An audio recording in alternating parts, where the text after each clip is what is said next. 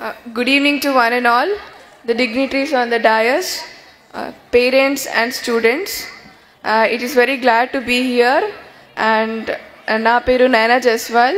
Nenu Asia lone first amai evaraithe 8 years lo 10th class pass chesaro. Inka 10 years lo nenu intermediate complete chesanu. Inka 13 years lo India lone youngest journalism graduate ayyanu. ఇంకా ప్రస్తుతం 15 years ఏజ్లో నేను నా PG final year చేస్తున్నాను. ఇంకా table టెన్నిస్లో నేను India number 1 national champion, south Asian champion. ఇంకా నేను పియానో ప్లే చేస్తాను, ఇంకా పాటలు పాడతాను. And I'm ambidextrous, I can write with my both hands.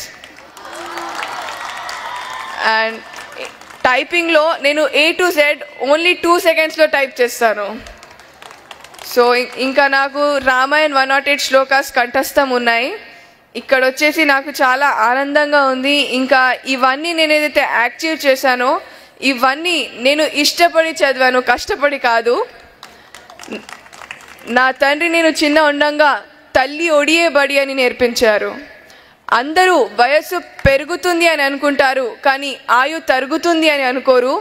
కావున సమ వృధ చేయక క్షమ పడాలి అని నా తల్లిదండ్రులు నేర్పించారు. చెట్టుకు కాయ బరువు కాదు, కానీ ఈ రోజులలో ఆడపిల్లలు బరువు అవుతున్నారు అని తరుణంలో దీనిని తప్పు అని రుజువు చేయడానికి నేను కిరణ్ బేదిని స్ఫూర్తిగా తీసుకుంటున్నాను. కన్నీటి వర్షాలకు కష్టాలు చల్లారవు, కావున ఆడపిల్లలకి మార్గం చూపించేది తల్లిదండ్రులే. అందువలన నా తల్లిదండ్రులే నా జీవన ఆధారం.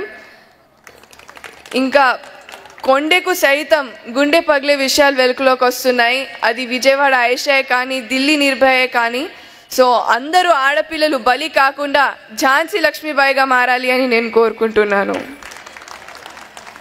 ఇంకా నీతి, నిజాయితీ, క్రమశిక్షణ, త్యాగం, ధైర్యం మరో పేరు మా నాన్న అశ్విని కుమార్ గారు.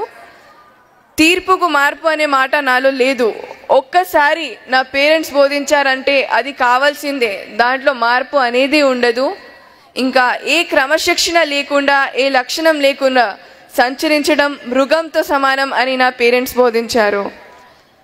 నేను చెప్పేది ఏంటంటే, రూపాయల కన్నా రూపం గొప్పది, వేల కన్నా వినయం గొప్పది, లక్షల కన్నా లక్షణం గొప్పది, కోట్ల కన్నా కొనలేని మన విద్యార్థి జీవితం గొప్పది.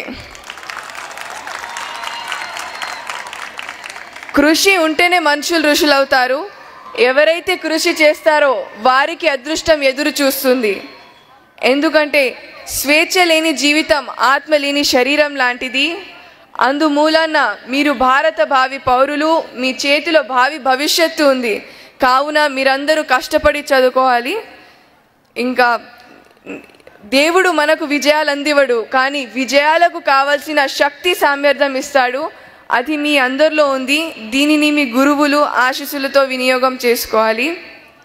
తల్లిదండ్రులు గౌరవముని అంటారు, ఎందుకంటే వాళ్ళు ఎలా ఉన్నా తన బిడ్డలు మాత్రం సుభిక్షంగా ఉండాలి అని వాళ్ళు శ్రమిస్తారు. సో వాళ్ళు చేసే శ్రమని మీరందరూ వృధా చేయొద్దు.